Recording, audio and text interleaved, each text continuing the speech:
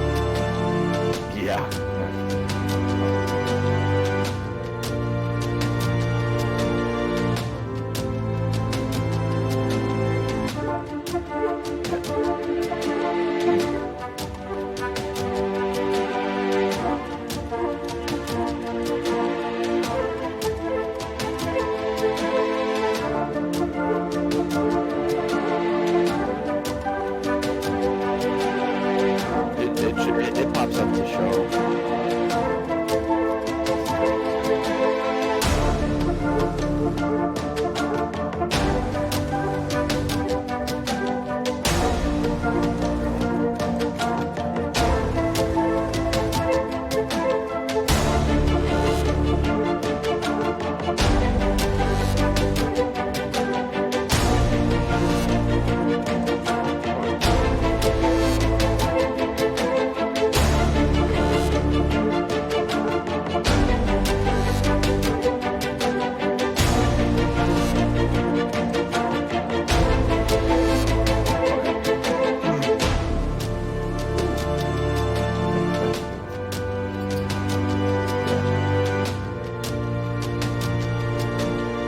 I'm gonna create your character with you. I'm gonna go into character creation so I see everything as it's asking me questions on this and stuff.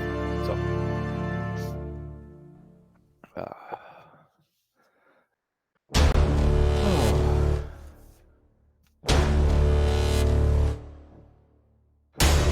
good to hang out on Friday night.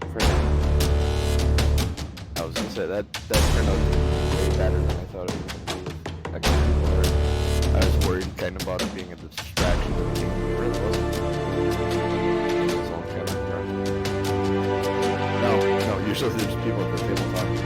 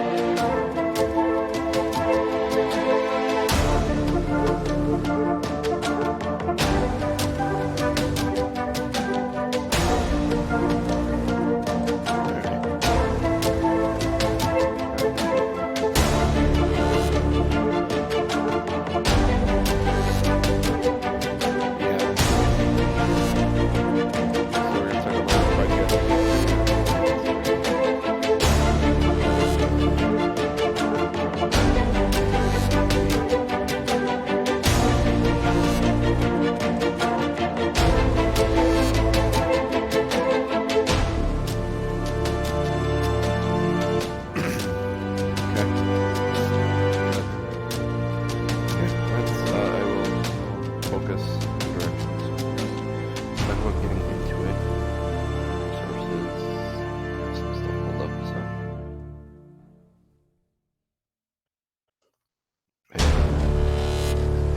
Character creation.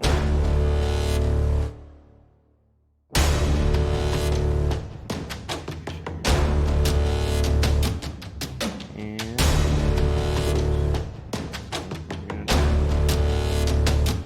alright. So you want me to intro us to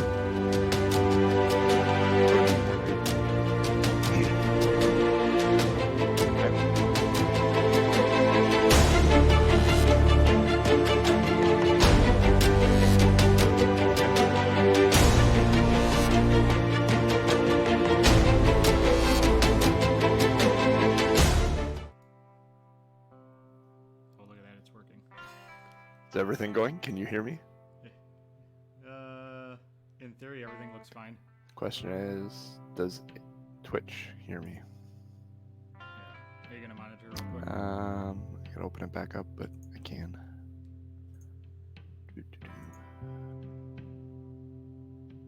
Look at that, you're live. And volume up.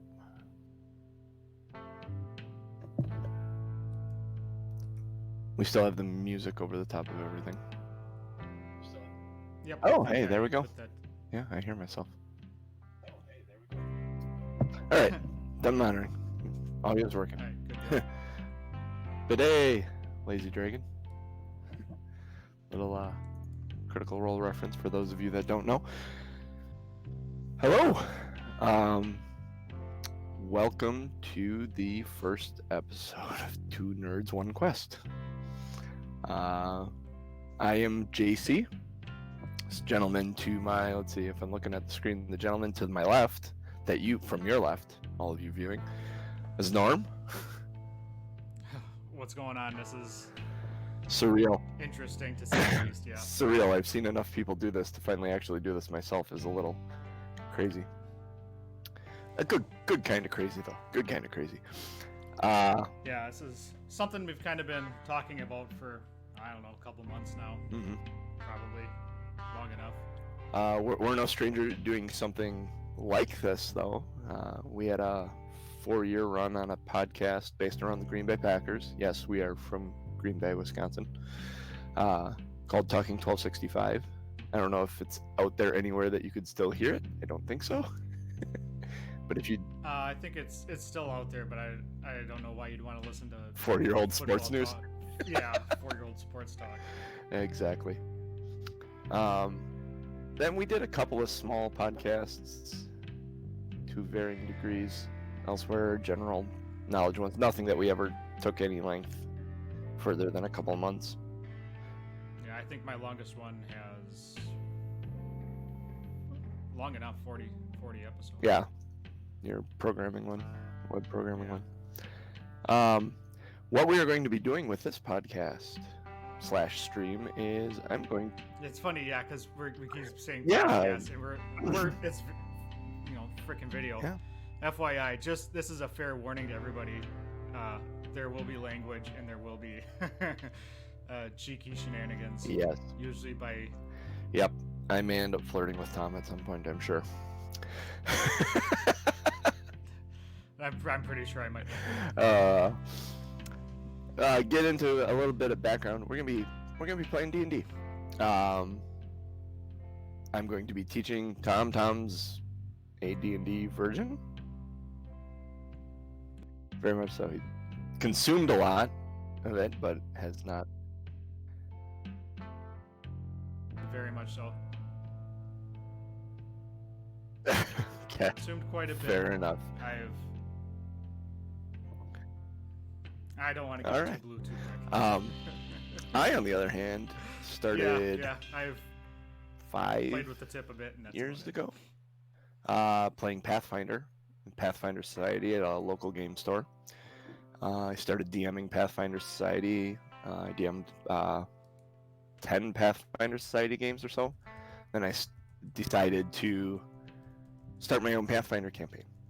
I was running Rise of the Rune Lords out of the book with some friends that we played Pathfinder Society with, and it ended up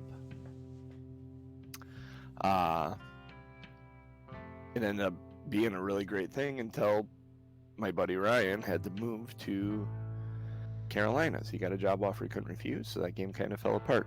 Fast forward 2 years or so, I picked up 5th edition. Had a group of friends. It's like, hey, if I want to invite you all over, let's play this. I knew every one of them would like it. Some of them were friends of mine from playing Pathfinder. But I had a couple of friends I played Magic the Gathering with previously. The Lazy Dragon in the chat. He's there.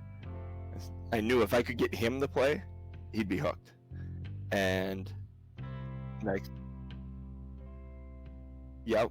And then it ended up, then his cousin came along, and my buddy's wife, who I had invited, came along, and now I've been DMing a game once every 3 weeks for 7 people, which is, this will be a completely different shift to be DMing for one man. So I look forward to the challenges that presents. But to start, we're going to be talking about getting into D&D. If you, like Norm here, and you want to get into D&D, how do you go about doing it? Easiest way is to, if you don't even, get a friend. But some friends.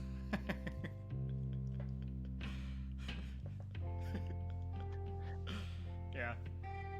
Maybe friends is the plural form is not your style, but yeah, a friend, or do what I did and just kind of. There are so many different twitching shows out there.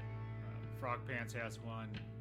Gaghead / Freddie Prinze Jr. has one. There's a ton of them I watch. There's a podcast I listen to called God's Fall, which is a highly produced one. There's a bunch of that is actually very, very cool as far as an audio. It's like an audio drama. You hear the dice rolls occasionally, but he edits stuff in and out and music, and it's really actually something pretty spectacular. Of course, Critical Role is probably the elephant in the room when it comes to streaming D&D games. But I would also highly recommend Acquisitions Incorporated, which if you go onto YouTube and search Acquisitions Incorporated, you will be able to hear at least the audio from the beginning. They don't have video from those early sessions where the members of Penny Arcade and PvP Online, I think it was PvP Online, yeah, got together, and the official Wizards of the Coast creators, when 4th edition was coming out, started up this D&D game that's been taking place at all these PAX conventions since then. And that's a more lighthearted, kind of like your Office, or it'll have small moments of seriousness, but overall it's pretty jokey. Where you get something like, and I can't speak to Freddie Prinze Jr.'s cast or anything, but like Critical Role's a bit more serious at times. They do get silly, but there's a level of drama to it that isn't present in the Acquisitions Incorporated game necessarily. So, and then there's hundreds of other ones out there too that you could watch to get into this stuff. Find one. If you start watching one and you don't like it, find a different one. I mean, there are so many of them out there. I know right now there's another Star Wars one with what the hell was his name? The guy with the face and the hair? The guy with the face and the hair. Lots of hair on the face too. Jesse Cox is running a Star Wars one right now with I forget who else in it other than Anna Prosser Robinson, and I know her from other ones. So yeah, so if you wanted to start, you wanted to see some rules, the basic rules of play are on Wizards website. That's dnd.wizards.com /basics-play. You can actually download a PDF that will give you the basic rules. Get them, read through them, and Honestly, if you have a DM that's willing to teach you, you don't need to know anything sitting down at the table. And it's almost better that you don't know anything sitting down at the table. Because the greatest thing about role-playing games, where when you play a video game, you're locked in a world and you're locked into a rule system. In D&D, you can literally attempt anything. There isn't a wall there that you can't try and climb. It may be incredibly difficult to climb. It may be smooth as hell, and you can't find purchase to grab anywhere, but you can still try. And that's one of Matt Mercer's favorite comments when his players ask to do something. He's the DM for Critical Role. He says, "You can certainly try." It's almost a catchphrase, one of many that he has. But it's so freeing. You don't really need anything. I mean, if you have a phone, you can download a free dice roller. If you don't have a phone, it's $5 to $10 for a set of dice. You can get the rules on rules and character sheets, both on Wizards' website. You could also use D&D Beyond. There is a fair amount there. I believe all the basic rules are free there, which is what we're going to be using today. Now we have a bit more than basic rules, but we are going to be creating Norm's character here. Truth in advertising. Also, yeah. A full set of D&D dice was $10 at Gnome Games here in town. So, yep. You know, it's really about, you know, I could have purchased a $50 set of metal dice, but that seems awfully you can go.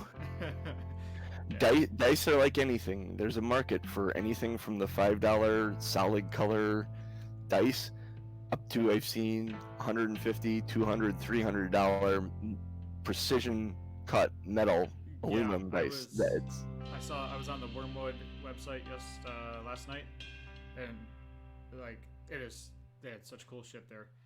Yes. But their dice was like $150. Mm-hmm. Like obsidian dice were like $200. I was like, Jesus. I'm just starting. You don't have to spend any money, but if you want to spend money on D&D, there's money to be spent, for sure. Stuff to be purchased. So, let's see. Do you want to start building your character, Norm? Yeah, buddy. Dice Tomato, what's up? So where I am going to, what we're going to basically be doing to start is playing through the Dragons of Icespire Peak from the Essential Kit. It's a good adventure. It's got solo player rules for it with the sidekick rules in the Essentials Kit, so that's where I decide if I'm running for Norm by himself, I give him a little help in case I accidentally kill him right away. Someone that can get him back up off the ground. Yeah, that's my biggest fear, is that like 2 episodes in, it's gonna be like, all right guys, we had a great run. No, it will be fantastic. If you die, it will actually probably be more fun than if you stay alive. And as a side note for Genius Lazy Dragon in the chat, this dice you gave to me 20 some years. Oh, it's not focusing because I don't have a lot to focus on. This is the dice, the 20-sided dice you gave me when we first started playing Magic when we were in high school. And I still have that damn thing. Yeah, so this will get some use. Well, I'm sure we will come up with a nickname for it. All right, Norm. So are you in D&D Beyond right now? I am. So I am selecting character preferences, just homebrew content. Actually, if you go to Creations. Actually, the first thing I gotta do is change Log my in. damn name to Aronan, Aronan. Oh, you've got the character up already. Well, I'm starting from scratch. I'm just gonna go through, because there's a lot of stuff that I just kind of quickly built the first time through when I was doing it. And we'll go through this step by step. Yeah. So. But you have the character up already. Which mode did you choose to? Did you do standard, quick build, or randomize? Standard. Standard. Okay, that's what I was going to tell you to do. It's a good place to start. So you change your name. There is a fantasy name generator at the bottom of this. I did that for about 20 minutes trying to find a good name. I'm like, I'm just not this creative. Norm, why don't you turn off the Magic the Gathering content and the Eberron content? So homebrew only? Yeah, leave homebrew up in case I decide to make something at some point for you. Which you probably will. Which I probably will. Advancement type. There's an advancement type here, and this is purely up to your DM. My milestone advancement is what I like to use typically, because tracking the XP. Some people really enjoy doing that, but I'm more about the story than the numbers, to put it mildly. So I use milestone advancement. Okay. Basically meaning if you complete a dungeon or complete so many encounters, I will just at the end of one session say, all right, go to the next level. And then the next session will start at that level. So it's kind of dealer's choice. Yeah, it's however your DM wants to handle it. And some players really enjoy the XP. Not so much. Hit point type, you can roll for your hit points every time you level up, or you can just get the fixed average amount of your hit die. What would you like me to do? Whatever you want to do. What is the true D&D experience? I'm assuming it's a roll. In the past, it was a roll. What can happen is you can roll ridiculously low each time you level, and then if you just have bad luck with it, by the time you're level 5, you're out several hit points that could have been there. I like the fixed just because you don't get too crazy up, you don't get too crazy down. And for your first game, I think we should go with fixed, just for the sake of not killing you right away. I like that idea. Anything that keeps me alive for longer than 3 hours is fantastic. Yeah. Prerequisites. Yes, keep both those on. Not that I think you're going to be multi-classing, but if you're taking feats, I want you to have the prerequisites for the feats. As, again, completely a DM choice. At every 4 levels, what are feats? Here's things that, if you've never played, your feats are, every 4 levels you have an option to take a feat, or you can take a skill point increase. Which is or ability point increase, that's what it is, API. Your ability points being your strength, dexterity, constitution, intelligence, wisdom, and charisma. We'll get into that in a little bit as we start looking at this. You can turn off encumbrance. I don't know if I'm going to give you enough to encumber you. Ignore coin weight for sure, because if you're like, I want to be rich. It's either that or I end up giving you a bag of holding at some point, which is a fantastic little tool that Mary Poppins carries around and keeps her coat rack in it, and it's a bag just like that, except a backpack of some kind. Lazy Dragon wants to know if we're gonna ignore ones. I don't know what that means. That was for the for rolling the hit points. Oh, so if I we can have you roll hit points, and this is the way a Critical Role does it. Is Matt Mercer has his players roll their hit points, and then if they roll a 1, they can re-roll it, and that prevents them from being abnormally low. Yeah. Okay. The next one, the ability score modifier display. I recommend modifiers on top. That's just the way the character sheet's laid out. The modifiers, once your character's created, the modifiers are what you use. You rarely use the number for your ability score. So that's what you guys were using the other night when you'd roll your dice and it'd be like plus whatever. Yep. That's what they're using too. Okay. The pluses, when we get into that, when you roll your d20 for anything, you're either looking at your attack modifier or your ability modifier and whether or not you're proficient in whatever you're attempting to do. If you're proficient, you get to add what is called your proficiency bonus.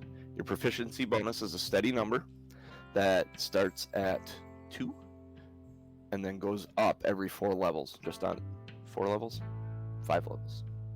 4 levels. Goes to 5. Do I hear 6? Level. Do I hear 6? Give me 7. So, but it's a steady number. As you level up, that number will increase at certain points. And that represents your character becoming more well-rounded and a better adventurer. You're proficient in things, you become more proficient in those things. Character privacy, I'll leave that up to you whether you want this out to the world or not. I'll make it public. I'm assuming, especially if we're going to have the overlay, we probably need to have it public, I would assume. That's something we'll have to look at if anyone out there knows. I'll leave it public. I mean, okay. Why would I keep it private? We're doing it live on the internet. We'll do it live. We'll do it live! All right, so we go next. The arrow over on the right. This will bring you to your races. There are many races you can choose from. Your base races are Dragonborn, Dwarf, Elf, Gnome, Half-Elf, Half-Orc, Halfling, Human, Tiefling. Yeah, those are your base races in your player's handbook. There are a few more options here for Norm because he has access to all kinds of content. Mm-hmm. What are you deciding to go with?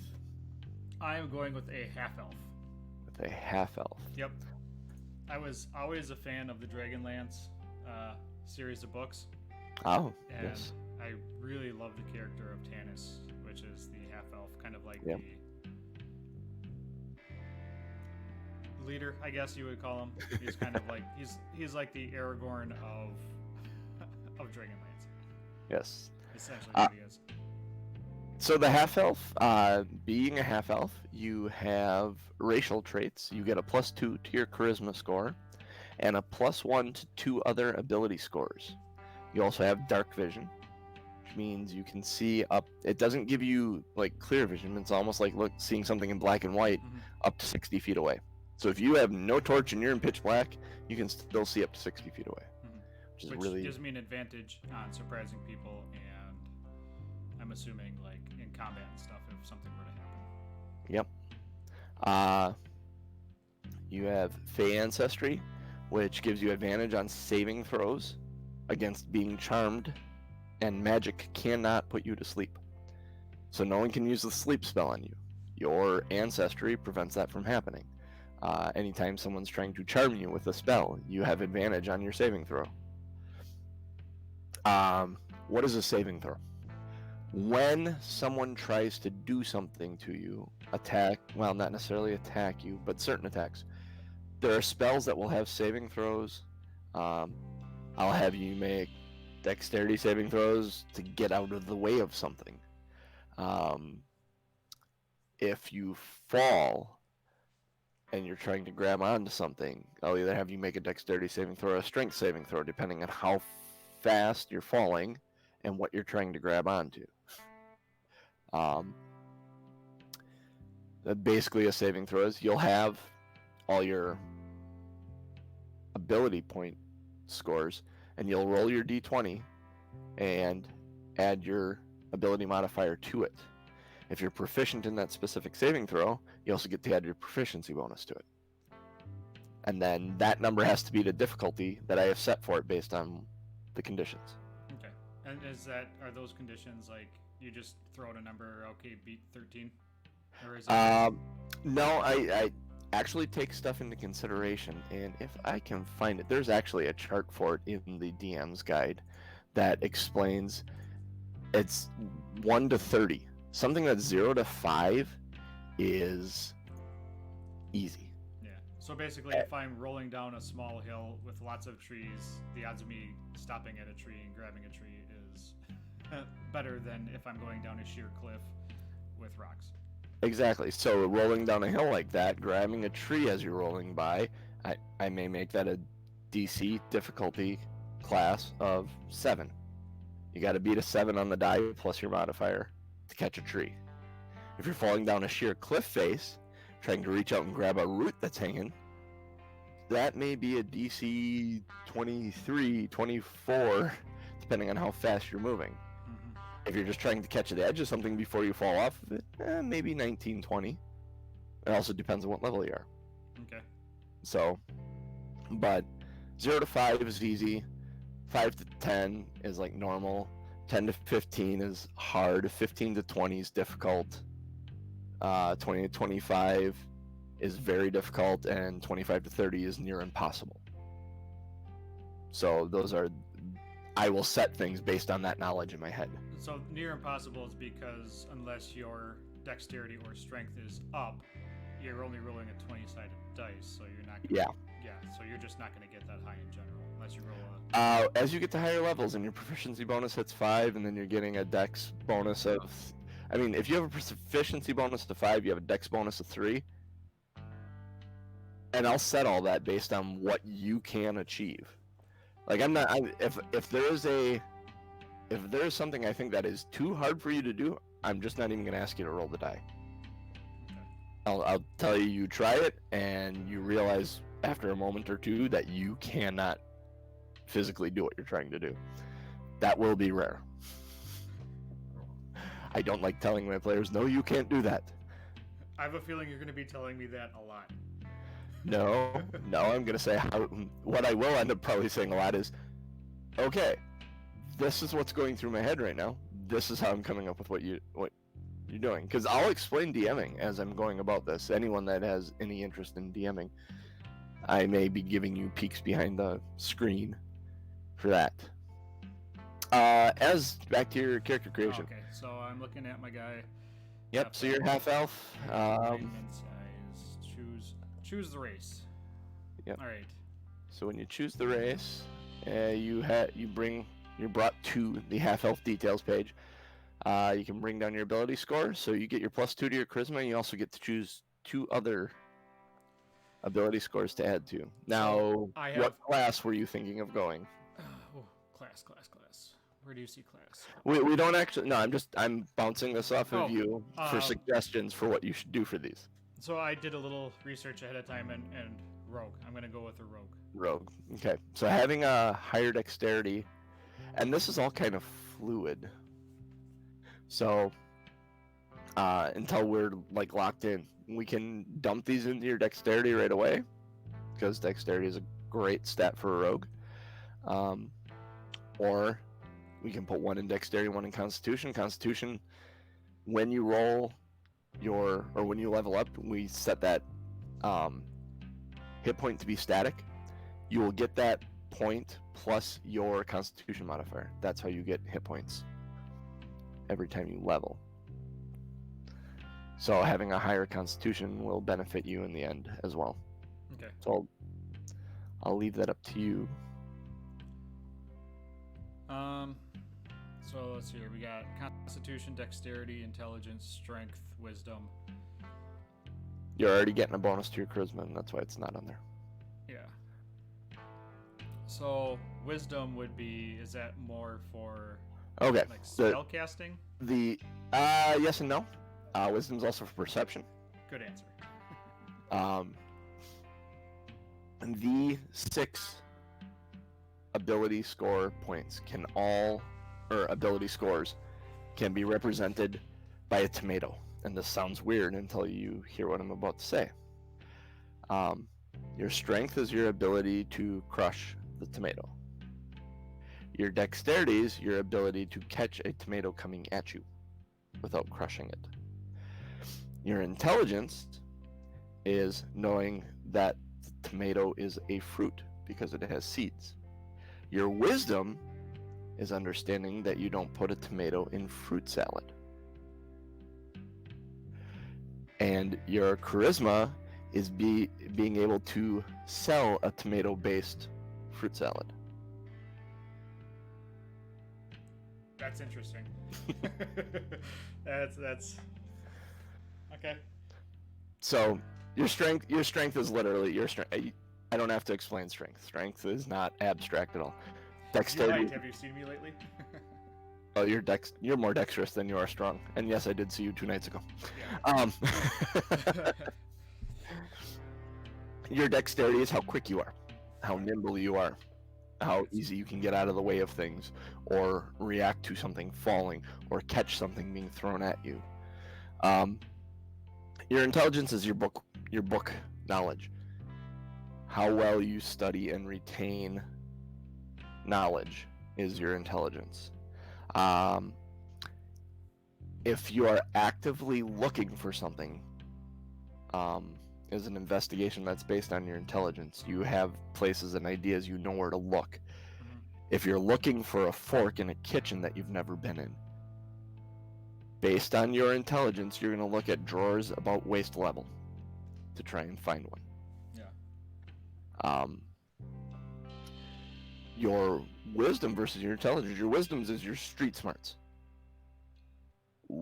What do you know? Like, just what do you pick up when you walk in a room? Like, a cook would have a wisdom walking into that same kitchen going, hey, most cooks set up their stuff this way. Yeah. And it's just a street smart thing. Or they'll be standing there and they'll reach somewhere because they think that that's the best place it's going to be. That's the logical place for it to be, and they'll grab it from there. Their intelligence and wisdom can straddle each other at varying points. But for a rogue, where you will benefit from your wisdom more than anything will be in your perception checks. Well, and if I'm a rogue, based on, I'm thinking wisdom is probably because I selected dexterity for the first one. Okay, yeah. And so I'm gonna do wisdom for the second one, just because street smarts is gonna be a part of. Okay. Because I'm gonna be. No, we'll get into it, but. Here's the greatest thing about it: there isn't a wrong answer. Yeah. There are optimal things, and there are people that min-max, and they'll tell you that this is your most optimal choice. But it doesn't matter. Half the fun sometimes is playing into the stuff that you suck at. Having a super low intelligence and not getting Not paying something. attention for half of your DM or for half of your session.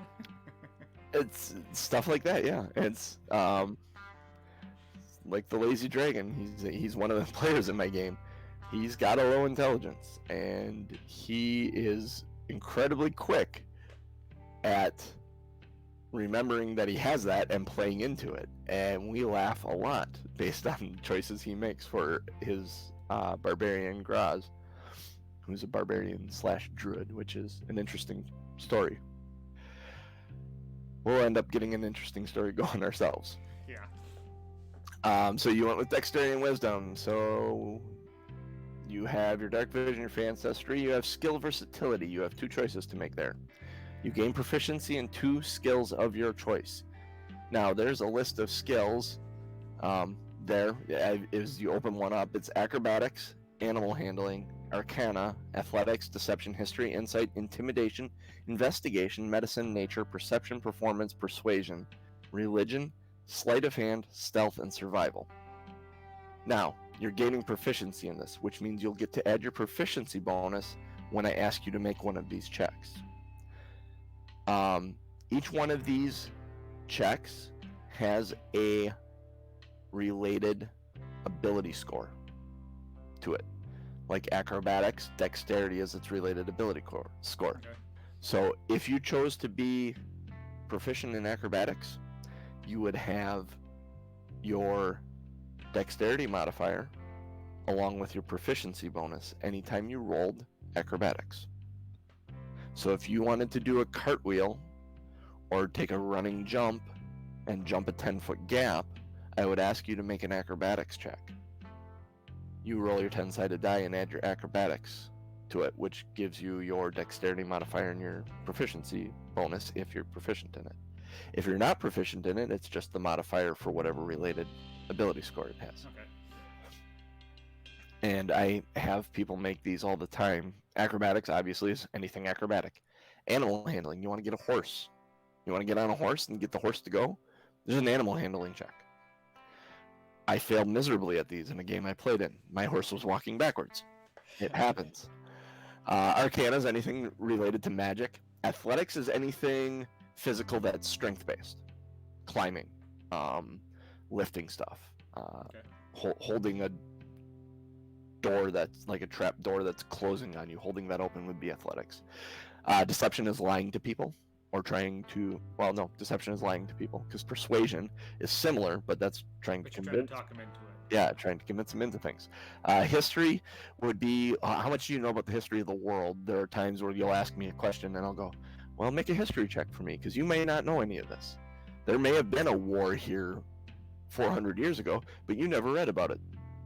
But if you make a history check and you roll a 25, oh yeah, you heard about this war from a long time ago in which this side fought this side over a carrot or whatever. Not too far from the truth. Yeah, exactly. Insight is the ability to know whether or not you're being lied to, or how someone is feeling when they say something. If someone says something to you, a character says something to you, and you are, I don't know, that doesn't seem right. Like, it seems like he's saying it for a reason, but I don't know what the reason is. And you can ask, do you believe him? Can I roll an insight check to see if he's got an ulterior motive in this? Yeah, sure, roll an insight check. If you roll high enough, he will, I will give you some information about what that character is thinking, what you perceive them to be acting on. Insight is also what you use when someone is trying to deceive you, and that's a contested roll. So they roll their deception versus your insight to tell whether or not they're lying. And whoever's got the higher score, if your insight is lower than their deception, you believe what they say. If your insight is higher than their deception, you know they're lying. If it's high enough, you may even know what they're lying about, depending on how the situation plays out. Intimidation is obvious. That's a strength check. You're trying to intimidate someone. Investigation is actively looking for something. You're looking through drawers. You're looking through cupboards. You're looking for a ward on a stone in the forest. You're actively looking for it. Medicine is understanding the body, healing, where the organs are. When you can, like when you're in combat, if you want to know if you come across a body laying on the ground and he seems like he's choking or something, that is what you would use to figure it out. You would know, oh yes, no, he's not actually choking, he's suffering from this. Then you go from there. Nature is anything based in nature, obviously. Perception is how well you just notice something that is around. Like if there's I had in my game on Friday night, there were some horns that sounded in the distance. Now you have a passive perception, which is your your wisdom. Your wisdom modifier plus 10 is your passive perception. And if you're proficient in that, that can be 16, 18. I think the rogue in my campaign, his is 20 or 21. So like there are a lot of times knowing that, I'll just look at him and say, hey, you hear this in the distance. And they don't have to roll, they just passively notice it. But there will be times where there will be something in the environment, I'll say, make a perception check just to see whether or not you see the tripwire or the push plate that's going to spring the trap. If you don't notice it, well, click, make a dexterity check, there's arrows coming at you. Or dexterity save in that situation. Performance is literally performance, how well you perform. That could be anything from playing a guitar on stage and singing, reciting a poem, to having sex. I tend to use a performance check for that in my world. And that's about all it is. The door closes and I have you roll a performance check, and that's how I handle it. It's the clearest way to handle it, and it works well. Persuasion, obviously trying to get someone to do something. Religion, anything based around the gods or deities of the world. I'll have you make religion checks, and that could be both good and bad. Evil deities, demons, and the like. Sleight of hand is obviously you will probably make a lot of sleight of hand checks, either trying to manipulate a pen or something to hide it, or move it, or pickpocket, or I was gonna say it would go into pickpocketing. Yeah. or put pocket if you wanted to put like a flask of fire into someone's pocket, pull the cork and dump it in their pocket, and then run away real quick, whether or not they notice it was you that put it in there. Stealth is obviously hiding. Mhm. Stealth versus perception, typically. That's when you try and stealth whatever either the passive perception if they aren't looking for you, or they will make an active perception check if they're trying to find you. And survival. Survival's anything, finding a trail in the woods, finding food, setting up shelter, so things like that. And maybe even carving up an animal that you've killed to try and get the skin off it or whatnot. Sometimes it's medicine, sometimes it's survival. But those are all the skills. So you get 2 of those. Okay, so I'm definitely gonna do Sleight of Hand. Okay.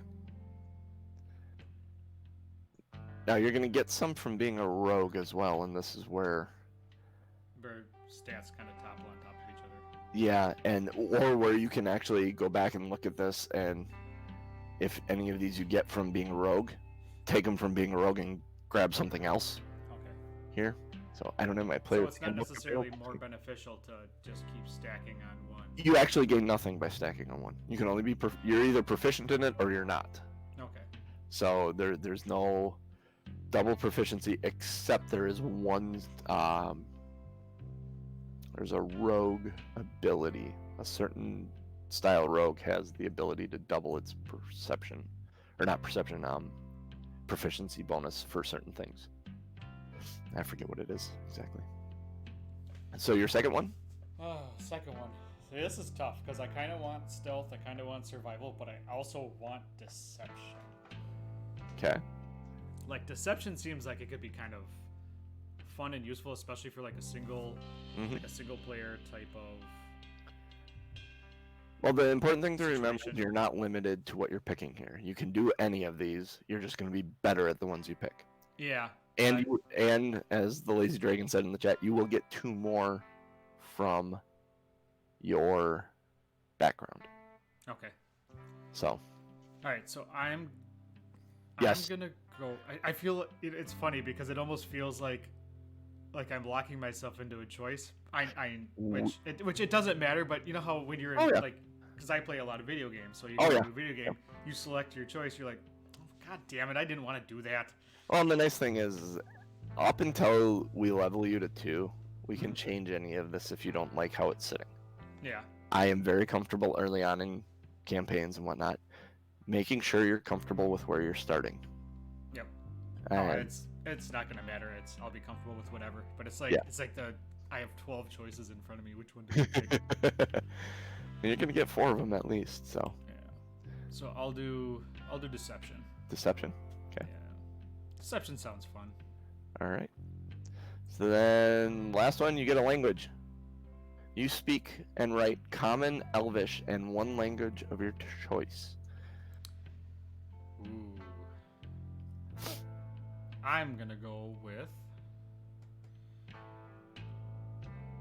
So here's my choices: Abysmal, Celestial, Dalkir, and I'm gonna butcher these names.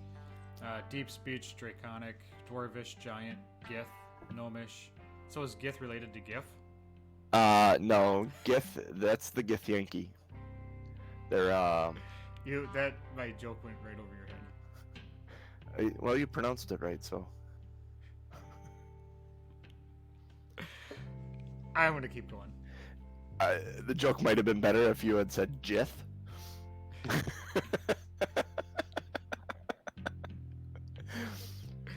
Okay, so you did kind of get the joke. You just chose to ignore it. Okay, that makes me feel a little better. Alright, where the hell was that? Gnomish, Goblin, Halfling, Infernal, Crawl, Loxodon, Minotaur, Orc, Primordial, Quarry, Rearden, Sylvan, Undercommon, and Vidalcan? Yep, Vidalcan. I will tell you right now, don't take Vidalcan, don't take Loxodon. Those are Ravnica languages, which is Magic the Gathering, which we disabled that content. Typically what I take here and what I recommend people to take is something like Goblin or I orc. was kind of looking at dwarvish. Dwarvish may be good too if you come across any dwarves. Um, uh, we have a sidekick that we're going to create for you. The sidekick could be a dwarf, and it could be a way that the two of you speak to each other without someone else understanding. True. Now, whether or not they know you come across someone that doesn't speak Dwarvish is a whole different thing. But I do like the idea of goblin, because I'm assuming goblins are bad. goblins are bad. They can be funny too. Yeah, I'm gonna go with goblin, just because if I come across one, I want to know what they're saying. Okay. So then those are your choices there. We can hit next, which brings us to your class, which you've already said rogue. Yep, gotta find it. Rogue. So as a rogue, you get a hit die of a d8. So that would be the die you would roll when you're taking a short rest, trying to recover hit points, or the die you roll when you level up to determine what your hit points are for that level. You roll that d8 plus your Constitution modifier. Now what it means at first level is you get 8 plus your Constitution modifier for your hit points. That's where your hit points start. Okay. When you get into multi-classing, you start getting different types of hit dice. Like you could, if you started multi-classing into like a barbarian rogue, you'd have some d8s as your rogue hit dice for every rogue level you had. Then you have d12s as the barbarian for every barbarian level you had. Mm-hmm. So we won't get into that. We'll keep you a straight rogue. It'll just make things easier to start with. So this is where you see your hit points at higher levels. It said 1d8 in parentheses. It has or 5. That's your static number, because 5 is your average roll on a d8. Okay. So they give you the higher of the two. It's 4 or 5. They give you the higher of the two plus your Constitution modifier every level after first level. That's how many hit points you'll get. So if your Constitution modifier was +2, every level you get 7 more hit points. Okay. Where Because we're taking the 5 as the average roll. Yep. Okay. So if you were rolling for it, you'd roll the d8 plus your Constitution modifier. For your So hit that point. could be 3. That could be 3, 10. or it could be 10. Yeah. Okay. So that's where there's a little fluctuation. I like to try and keep that more consistent. Your proficiencies. And these are things you get to add. Well, having proficiency in armor means you can wear the armor. So you can wear light armor. Having proficiencies in a weapon means you get to add your proficiency bonus to attacks with these weapons. Mm-hmm. So simple weapons, hand crossbows, long swords, rapiers, and short swords. So You're it's also not that I can't try to wield an axe, but I'm not going to have a proficiency score with it. correct. Okay. Correct. Your tools, you have thieves' tools. You're proficient in those. So if I ask, like, if you're gonna pick a lock using your thieves' tools, you get to add your proficiency bonus. It's the dexterity check to pick the lock. If you're gonna use your thieves' tools, you're proficient in them, so you get to add your proficiency bonus to it. Mm-hmm.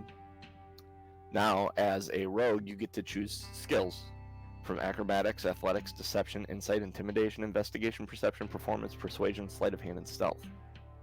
Now, that's not all the different skills that were on that list, but it's the ones that pertain to a rogue. So, Yeah. And then you have expertise, and this is what I was talking about. At first level, choose 2 of your skill proficiencies, or 1 of your skill proficiencies, and your proficiency with thieves' tools. Your proficiency bonus is doubled for any ability check that you make that uses either one of the chosen proficiencies. So that's the one I was talking about, where your proficiency bonus doubles for those couple of things. So you would choose a couple proficiency, or a couple of skills that you want to do with that, or you can choose a skill and your thieves' tools. You get sneak attack, which is the bread and butter of rogues. At first level, you know how to strike subtly and exploit a foe's distraction. Once per turn, you can deal an extra 1d6 damage to a creature you hit with an attack if you have advantage on the attack roll. The attack must use a finesse or ranged weapon. So, if you have advantage on the roll, which if you sneak up on someone, you'll have advantage on it, they don't know you're there. When you make your attack, if you hit, when you roll your damage, you get an extra d6 because you sneak attacked. Now it says once per turn. What is a turn?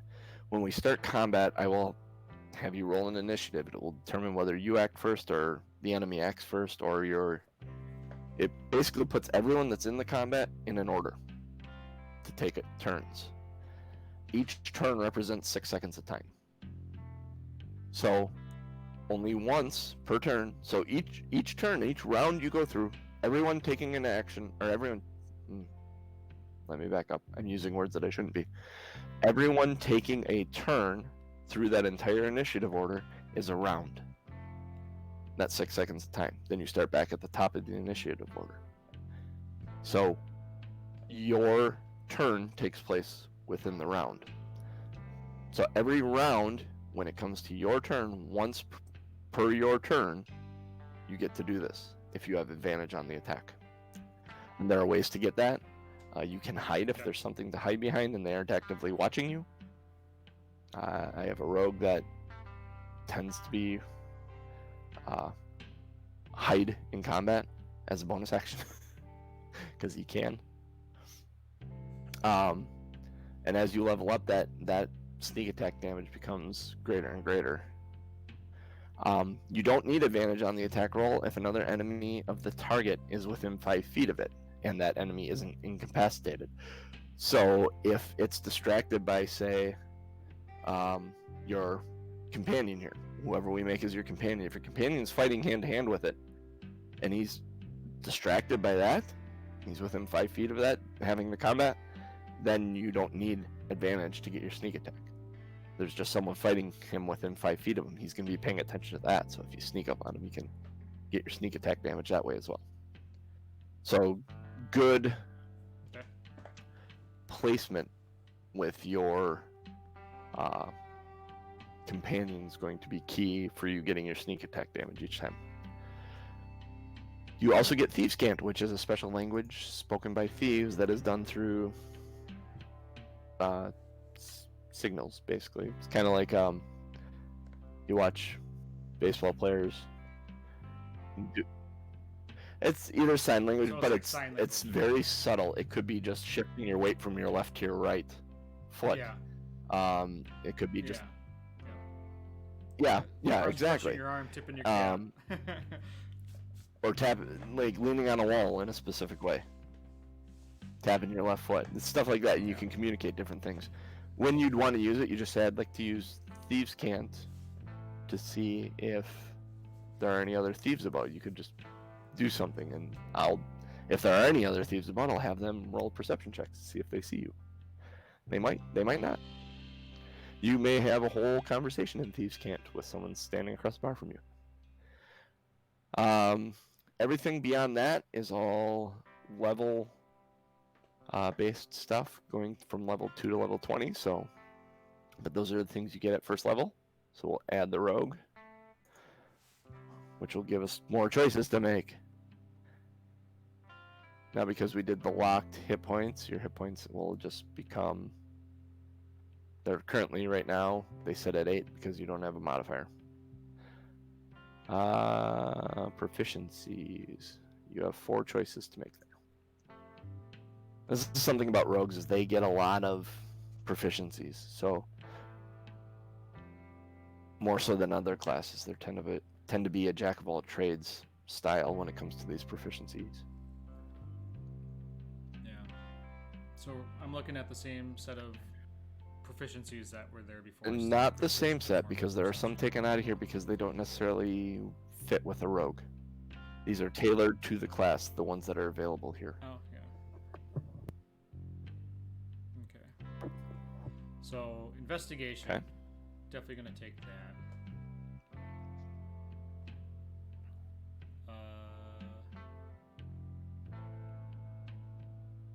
I did not take stealth last time, right?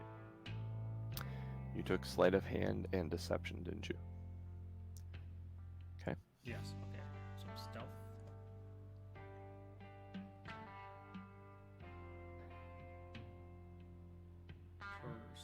Deception. And Persuasion. Okay.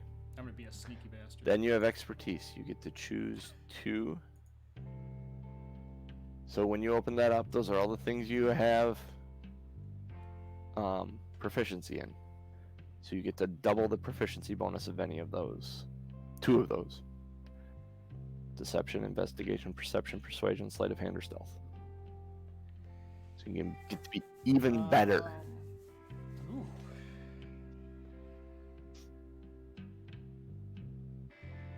Ooh. So my options are deception, investigation, perception, persuasion, sleight of hand, stealth, and thieves' tools. Well, I'm gonna be really good at thieves' tools and sleight of hand. Okay. Yeah, sleight of hand sounds pretty good. You have no other choices to make here. Nothing's highlighted, so we can move forward to your abilities. Now, up here, we'll choose a generation method.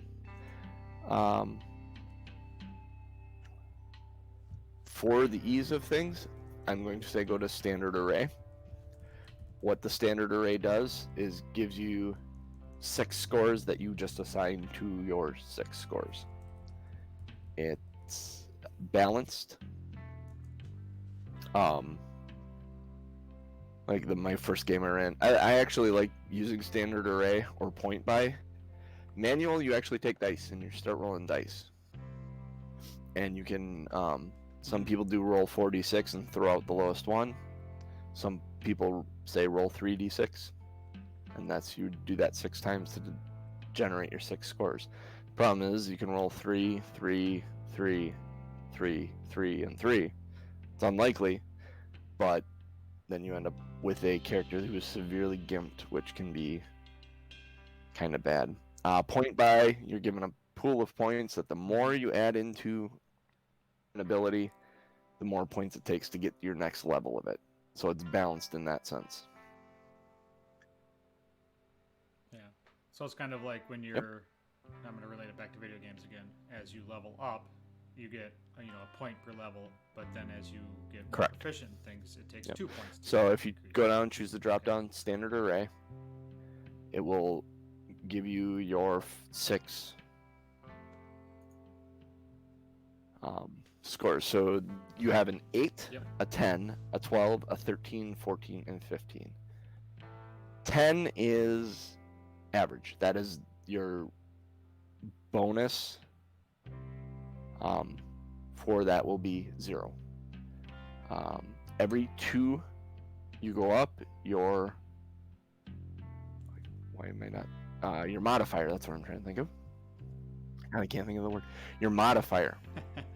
Your modifier at 10 is 0. Your modifier at 8 is going to be -1. Your modifier at 12 is going to be +1. Your modifier at 13 is +1. Modifier at 14 is +2. So every 2 you go up from 10, you get a +1 to your modifier. Every 2 you go down from 10, you get a -1 to your modifier.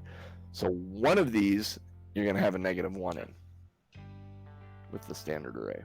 And this is why I kind of like this as well, because it gives your character a weakness, which is fun to play around with when you're telling a story. Yeah.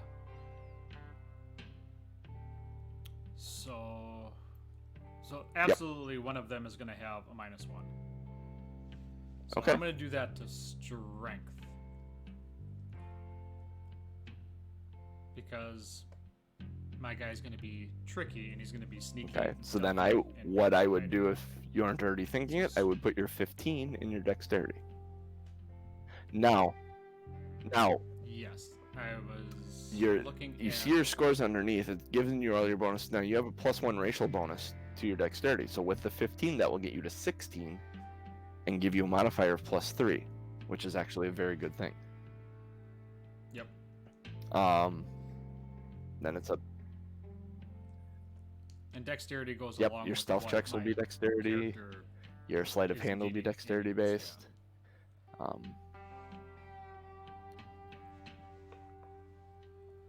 That's how well you can eat a rotten tomato. It's where your hit points come from. It's where if you're gonna get poisoned, you'll make a Constitution saving throw.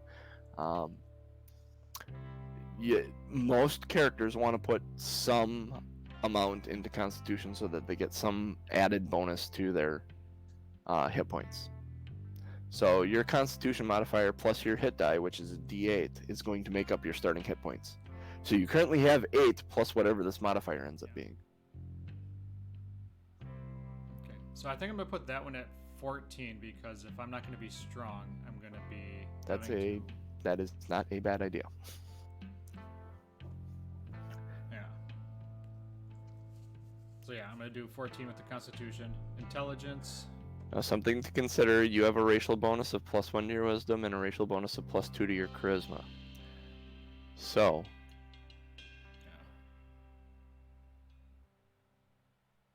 Intelligence is your what? book smarts. How well you learn things, how well, like if you're actively looking for something, your investigations will be intelligence. Okay, so I'm gonna put Intelligence at. See what? So I'm gonna do.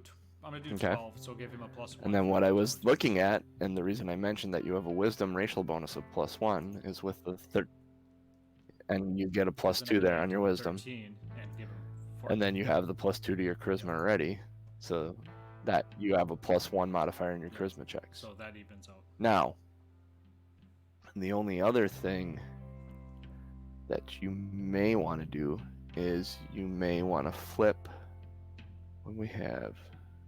Oh no, your dexterity was at 15. Never mind. I was just gonna say your deception and stuff comes from your charisma. So, but if this is where you're comfortable, that's where you're comfortable. And you won't know until you start playing, really. Yeah. So we'll go with this. Yep. I think the dexterity is gonna come into play more than the deception And I mean, for the most, you got positive modifiers on 5 of your 6 scores. You're doing well. So then the next one's your description. This is all your personal choice. None of this has an effect necessarily. I mean, you can take it. I can take it and have it have effects. But this is your personal characteristics, your character detail. Your alignment. People talk about alignment a lot. The chaotic, neutral, and lawful for your whether you're versus your good, neutral, and evil. So you have 9 choices there. Question is, do you want to be evil, or do you want to be kind of neutral? I'm chaotic looking neutral. at chaotic neutral. And chaotic neutral is a rogue. Like, a lot of people will play a chaotic neutral rogue. It's easy to play because you don't have to worry about your alignment very much. If it suits your needs, you'll break the law. And you don't necessarily need to worry about being good or evil. It's just, what do you want to do? And that's kind of, I didn't read up on the stuff at all, but I mean, just Yep. going based on what Now, the words say. I mean, an important thing here is your chaos and background. neutral. You will get 2 more skill proficiencies from your background here. This first drop down at the top, I missed that. And you can go through each one of these. There's an acolyte, a charlatan, a criminal, entertainer, folk hero, gladiator, guild artisan, guild merchant, haunted one, hermit, knight, noble, outlander, pirate, sage, sailor, soldier, or urchin. Criminal spy may be one of the better ones. that's what I'm looking at right now. And I don't have all the options that you had. I have acolyte, criminal spy, folk hero, Okay. haunted one, Yep. noble, So- soldier. If you choose criminal spy, you're experienced with a criminal. You're an experienced criminal with a history of breaking the law. You've spent a lot of time among other criminals and still have contacts within the criminal underworld. You're far closer than most people to the world of murder, theft, violence that pervades the underbelly of civilization. And you have survived up to this point by flouting the rules and regulations of society. So you gain 2 more skill proficiencies from being a criminal spy.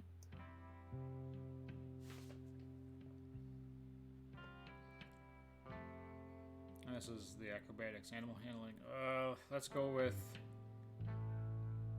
I'm gonna be by myself and one other person. Survival? With it, so I'm gonna go with survival. That seems like something that's probably. I'll Probably give you a small relatively heads up for important. this last one. Take acrobatics. Yep. Think so? You're wanting to be Dexy, and that's I a suppose lot that of makes what sense, you'll yeah. do will be acrobatics based. Tool proficiencies. You get to choose a gaming Okay. set. These are always fun. This is just a flavor thing, and you can have this be whatever. We can even change this to be anything you can think of off the top of your head.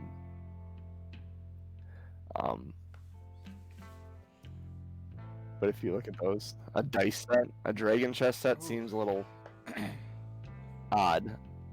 A deck of cards, What the? three the shit dragon is ante. You have three three dragon cards, ante? 3 card money, basically. Same thing. Oh, That's call it 3-card money. not- Damn it. Everyone thinks Uh, New York 20s in the New I York. know that's not. That's In the 20s, New York. However you say that.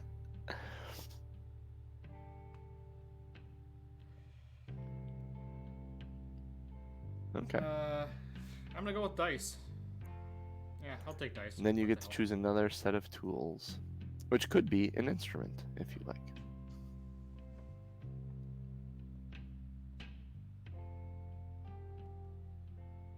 The lazy dragon is proficient in drums, and it mattered. So, don't think any of this doesn't matter. You never know when it will. Poisoner's Kit, that would I be like the something. Poisoner's Yes, Kit. that's very along. I'm getting the I'm getting what I'm You're smelling getting what you're I'm stepping in throwing here. down. So as a criminal spy, you have a criminal contact. You have a reliable and trustworthy contact who acts as your liaison to a network of other criminals. You know how to get messages to and from your contact, even over great distances. Specifically, you know the local messengers, corrupt caravan masters, and seedy sailors who can deliver messages for you, which may come into play. Now, you have suggested characteristics. We can go through all these, but they're all. You choose a personality trait, 2 of them, ideals, bonds, flaws. Now, these are all suggestions here. You can roll them randomly, and you can read through them and choose the ones you like, or you can come up with your own. This is all flavor, and really, there's a mechanic in the game called inspiration. And if you have these flaws and bonds and ideals and stuff set up and personality traits set up, and you play to those as a character, and I recognize you're playing to them, I can give you inspiration. I tend to give inspiration to people that make me laugh, but what inspiration is you either have it or you don't. When you have it, Yeah. anytime you roll a d20 for an attack roll or a save or a ability check, you can re-roll it. You can spend your inspiration to have an advantage on that roll, and you don't need to see, or you don't need to roll with advantage. You can see the first die roll and then use your inspiration to re-roll if you want, but you get the better of the 2 rolls then. So if you play to these characteristics, and well, I'll let you choose these offline. This is a lot to kind of roll through and read. Yeah. What I'll probably do Yep. is I'll do this stuff today, and I'll get you the description and all the.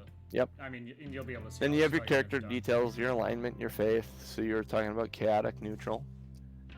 Your faith, you can be agnostic if you want. There are gods we're going to be playing in the Forgotten Realms. So if you do a quick search of Forgotten Realms gods, find a god there that you like, or goddess, I should say. I would recommend just looking at the list. All the gods have a alignment set to them. So start by looking at the chaotic neutral ones. You're chaotic neutral. Look at the ones that are chaotic neutral. Start from there. You have a lifestyle, which is basically how much money do you start with. Wretched, squalid, poor, modest, comfortable, wealthy, aristocratic.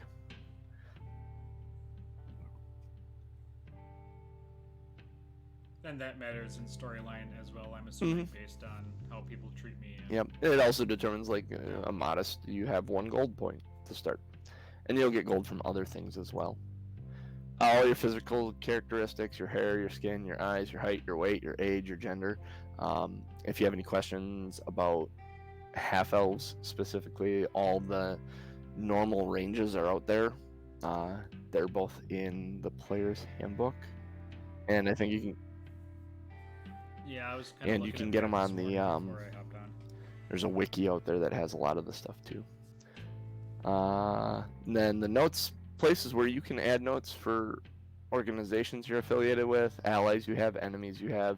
You can write up a small backstory about your character if you like. You can put in there, or any other notes you want. Let's see. Go there. Okay. I picked modest, by the way, for my lifestyle.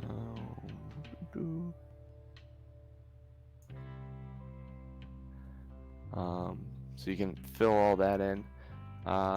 If we move on to the next page, your equipment.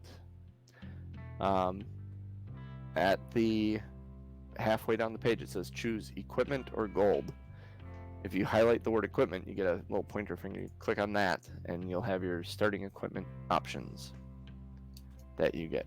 Now you automatically get leather armor, 2 daggers, and thieves' tools because you're a rogue. You also, because you're a criminal spy, you get a crowbar, a set of dark common clothes including a hood, and a pouch containing 15 gold. So you have 3 choices to make. A rapier or a short sword.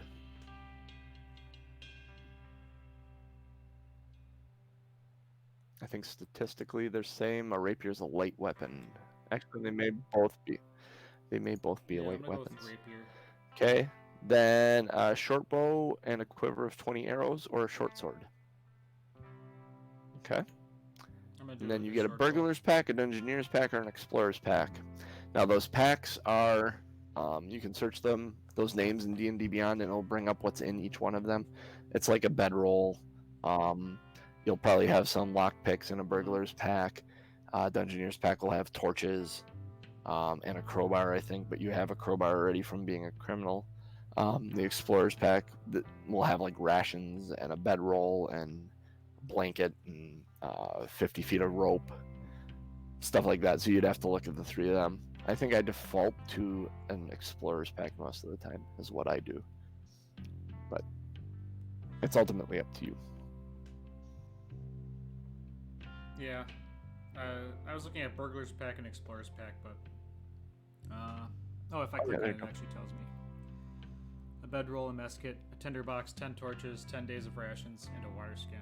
The pack also has 50 feet of hempen rope strapped to the Lazy side. Dragon helped us out here. He said the rapier is not light if you're dual wielding, but you do have 2 daggers. Am I technically dual wielding with a bow in the other hand? That's up to you. Or is that strung across my back? But if you're dual wielding, you don't get the bonus. Well, yes. if I mean... No, you can't dual wield with the bow and arrow, so that'd be hands. strapped across your back. The rapier's at your waist, but you do also have 2 daggers. But the rules for dual wielding, you need to have light weapons, and then you get to add your dexterity modifier to the offhand weapon. If you aren't using... Yeah, so if I have the rapier in one hand and the knife in the other, that's not... Yep. That's dual wielding, but it's not the Correct. bonus because the rapier's... Okay. So you're going to go with a short sword in that place then? Or the rapier? Or are you just going to do 2 daggers? No,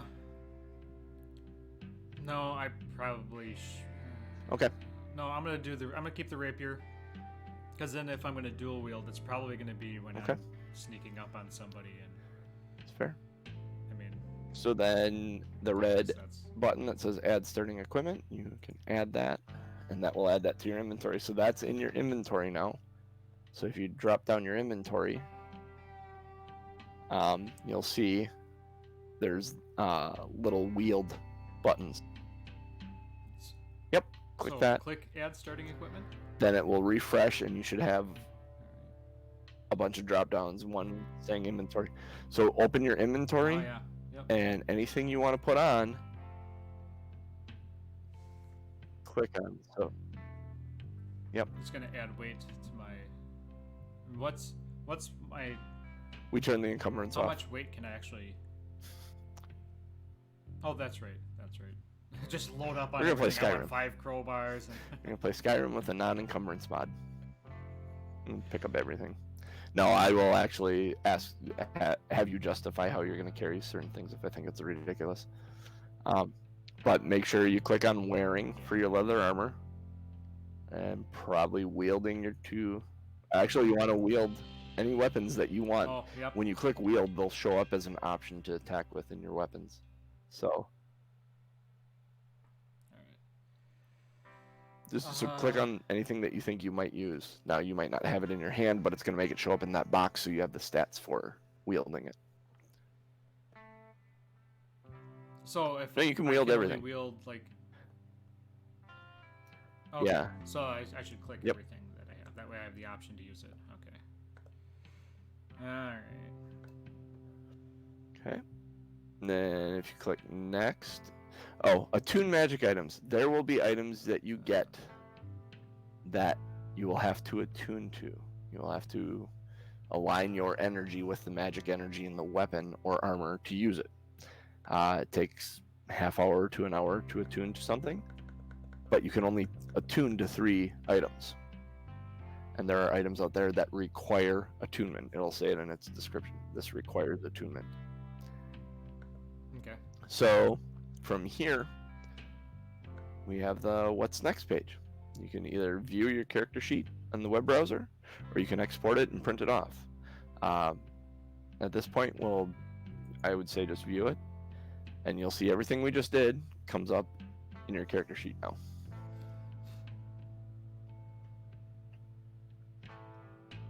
And they keep working on and improving this, but this D&D Beyond is an absolutely fantastic tool. And then you can change your portrait. If you want to go back and change options in your character, you just click on your character's name and you hit edit character. And then you'll be able to choose at the top any one of the steps that we were in and change the options there. So this is where you'll once we sit. start going. I'll keep this up, and I'll Yep. be able to change my hit points and stuff as we go. Yep, on so the in that, where your hit points are, it says 10 current, 10 max. You can put a number in that little box, or you can arrow up or down a number, and then you hit heal or damage, and it will set your hit points to whatever it should be, whatever would be appropriate. That's cool. You can add temporary hit points if you click on that double line. It'll give you temporary hit points. Is that so? Like if you're in combat and somebody casts like Spell a it gives you spell 5 temporary hit points. Your temporary hit points never heal, but when you take damage, it comes from your temporary hit points first. So if someone gives you 5 temporary hit points and you take 2 damage, and then someone tries to heal you, they don't heal back up to 5. But if someone gives you a new set of temporary hit points, you go back up to whatever total that new set is. There's the inspiration box right next to your hit points, between that and your walking speed. And it's just a toggle that gives you a little sunset. Your armor class. Wait, where's that?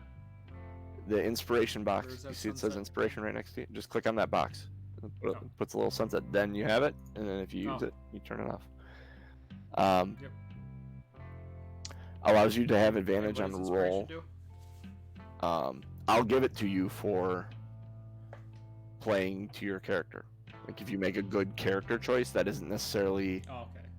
good for you, but it's what your character would do, or what someone like your character would do. I will give you inspiration for playing to that, or if you make me laugh. That's just a standing rule. My tables know this, that if you can make me laugh, I will usually give you inspiration.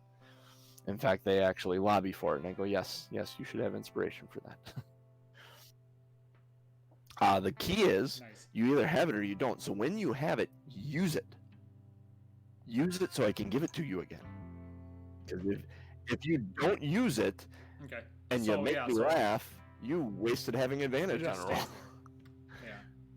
Yeah. There's been plenty of times where I say, if you don't have advantage, or if you don't have inspiration, take it, and my players look at me and go, I do, and it's like, use it. Um, that's it. We could go over this sheet, but we are sitting at about an hour and a half right now, which is where we wanted to. Yeah. We'll get into That worked out pretty good. playing next time. Maybe go to have a quick. We'll run over the character sheet quickly to start next session. I'll give my description of my character as well. Next Yeah, time. and actually, what I'll do, have what that we should do next time, and we'll do it, is we'll pull up the character sheet, and I'll walk you through every box and what it all means and what it does, so you know the choices you made, where they went, and how to manipulate the sheet to get to the information you need. So that's gonna do it for our first podcast here. Like I said, we'll do that next time. We will. I keep saying podcast stream. I know. I saw you smile and I went, "Oh, that's actually why I made me said laugh. podcast." So that's gonna do it for the first stream here. I hope those of you that did tune in enjoyed it, learned something, and going forward from here, like I said, we'll look at the character sheet at the beginning of the next one. Maybe Norm will share his screen for that. I don't know. It's up to him. If not, make an account on DnD Beyond. Get in there, create a character.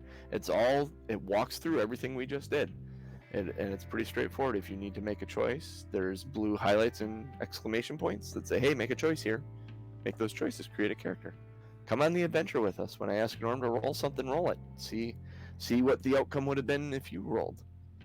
If you want to play, that's something I did early on. Was as I was watching Critical Role, I made a character, and then anytime I chose a specific character anytime they were asked to roll something, I rolled it just to see what would happen, where my rolls were, where I would have succeeded, where they failed, where I would have failed, where they succeeded, where the story might have gone had I been in that role. And then eventually you watch enough of it, you do enough of that, you start understanding the game more and more, and you just become comfortable with it. So I hope you all had fun. I hope you had fun, Norm. I did, and I'd also like to throw in there, if you guys already play Dungeons and Dragons, like I know Dice Tomato does, I believe, share with us what you have for characters, absolutely. what level you're at, your stats. Just share your storylines. I enjoy story very much. So share your lore, share your story, share your characters with us. That would be really cool. We set up a Twitter account already at two nerds one quest. Go figure. But yeah, I'm Tom M. Norman. I'm Wildfire1265 on Twitter. Yeah, so you can reach us. If you know those stats, you can reach us at 2nerds1quest, at Tom M. Norman, at Wildfire1265. We will catch you guys 2 weeks, you said, Norm? What? Watch the Twitter account. I don't know. Next week? Yeah. Okay. Assume next Sunday, but it might be 2 weeks. See y'all later. All right.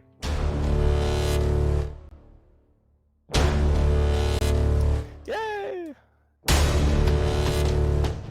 Very cool.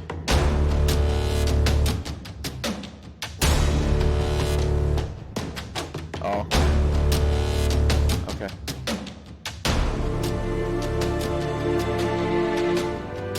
Yeah.